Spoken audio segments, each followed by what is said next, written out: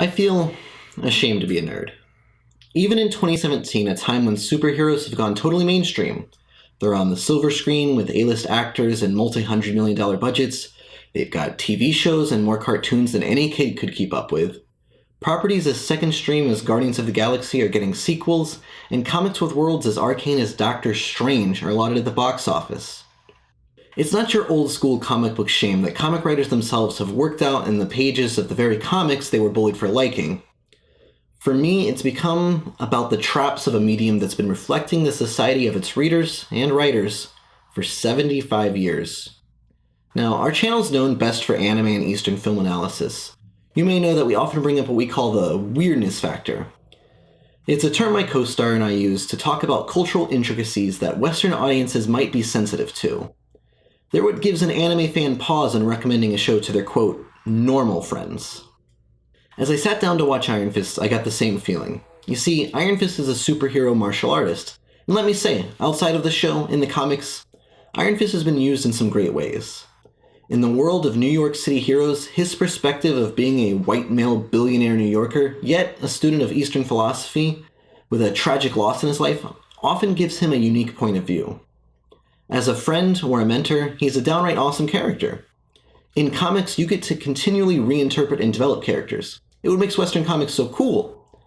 But it's often easy to forget the problematic parts of a character's history. Asian people and culture feel incredibly marginalized in this series. It's got a clunky plotline to start out with. A rich white kid loses his parents in a plane crash, then stumbles upon a sacred city where he's turned into a magic warrior, all of which is dangled like a carrot on a stick in flashbacks to keep you watching. He then returns to the West to inherit his birthright wealth and power. The pacing is awful. Things don't stick the way they should. The acting too. It seems more like a 2001 super flick.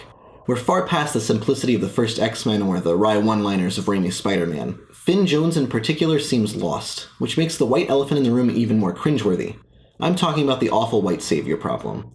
A trope in which an outcast Western white male joins a minority community, appropriates some culture, and then usually assumes the role of their leader. It's like they knew they were in a socially perilous situation, and gave more scenes to their Asian actors. Yet this came off as an emphasis on Danny's exceptionalism. Doctor Strange just made the same mistake with Tilda Swinton, and Ghost in the Shell is about to make it again. Swinton played the Ancient One, opposite Benedict Cumberbatch in Doc Strange. In the comic world, the Ancient One has been your generic and stereotypical Asian mystic sensei, so instead they cast a white female A-list actor to play the otherwise racially problematic role. For the audience they feared would be sensitive to an outdated stereotype, it instead looked like they whitewashed the role that could have been a strong and prominent opportunity for an Asian actor. I personally think there would have been value to writing in a seemingly archetypical sensei and then subverting historical racism, but that being said, it's a fun movie and I'd never want to take any enjoyment anyone got from a piece of media away from them. But I do think it's important to dissect the cultural impact of contemporary media. Ghost in the Shell, a Tokyo-based sci-fi story, has fallen into the same whitewash casting pitfall.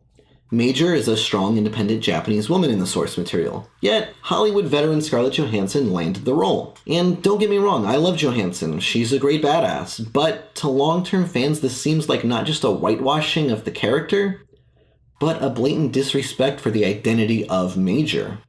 The real problem isn't getting Asian actors bigger, better jobs, or that our adaptations be as close to the source material as possible. The problem is the role people of color serve as props and background in a world dominated and focused on exceptional slices of white bread. It's the agency taken away from entire cultures that's just poor storytelling. But Iron Fist is a unique case. The character itself is, at its source, a white savior. For me, though, that makes the pitfall seem like it should have been all the more apparent to the writers and directors. Because we're never going to enjoy the new stories we're making until they can step out of the shadows of their past. And adaptation has to do just that. Adapt a story.